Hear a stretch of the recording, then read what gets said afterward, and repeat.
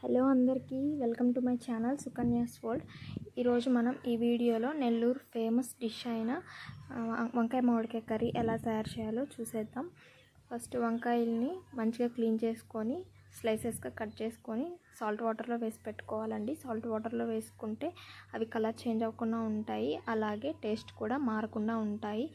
తర్వాత టమాటా ముక్కల్ని కోసి పెట్టుకోవాలి.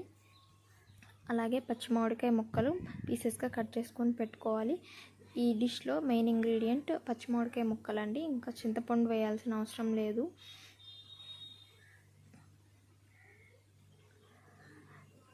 అన్నీ అరేంజ్ చేసి పెట్టుకోవాలి కట్ చేసుకొని. నెక్స్ట్ స్టవ్ వెలిగించుకొని బాండ్లీ పెట్టుకొని దాంట్లో కొంచెం ఆయిల్ వేసుకోవాలండి. ఆయిల్ హీట్ అయ్యాక ఆవాలు జీలకర్ర వేసుకొని ఫ్రై చేసుకోవాలి. అవి చిటపట్లాడిన తర్వాత ఆనియన్ యాడ్ చేసుకోవాలి. ఆనియన్ ఫ్రై అయ్యాక కొంచెం కరివేపాకు వేసుకొని ఫ్రై చేసుకోవాలి. తర్వాత టమాటో పీసెస్ వేసుకొని మంచిగా ఫ్రై చేసుకోవాలి. టమాటో ఆనియన్ బాగా కుక్ అయ్యేదాకా ఫ్రై చేసుకొని తర్వాత వంకాయ ముక్కలు యాడ్ చేసుకోవాలండి. వంకాయ ముక్కలు వేసినాక బాగా ఫ్రై చేయాలి. వంకాయ ముక్కలు కొంచెం ఆయిల్లో మంచిగా ఫ్రై అయ్యేదాకా ఉంచాలి. తర్వాత కొంచెం సాల్ట్ యాడ్ చేసి లిడ్ క్లోజ్ చేయాలి.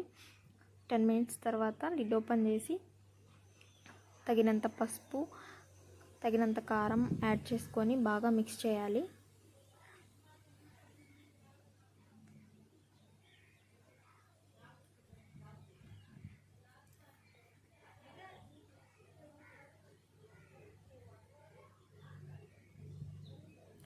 బాగా మిక్స్ చేసుకున్న తర్వాత మెయిన్ ఇంగ్రీడియంట్ పచ్చి మామిడికాయ ముక్కలు యాడ్ చేయాలండి.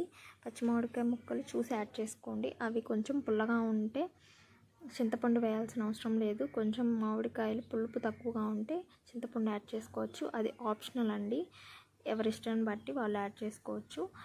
పచ్చి మామిడికాయలు యాడ్ చేసిన తర్వాత బాగా మిక్స్ చేసి కొంచెం వాటర్ వేసి లిడ్ క్లోజ్ చేసి ఒక 10 మినిట్స్ బాగా కుక్ అవ్వనివ్వాలి. తర్వాత లిడ్ ఓపెన్ చేసి ఒకసారి ఉప్పు కారాలన్నీ సరిపోయా లేదా చూసుకొని లాస్ట్లో కొత్తిమీర, కరివేపాకు అవి యాడ్ చేసుకొని సర్వ్ చేసుకోవడమే. అంతే అండి, టేస్టీ వంకాయ మామిడికాయ కర్రీ రెడీ అండి. ఈ వీడియో మీకు నచ్చినట్టయితే లైక్ చేయండి, సబ్స్క్రైబ్ చేయండి.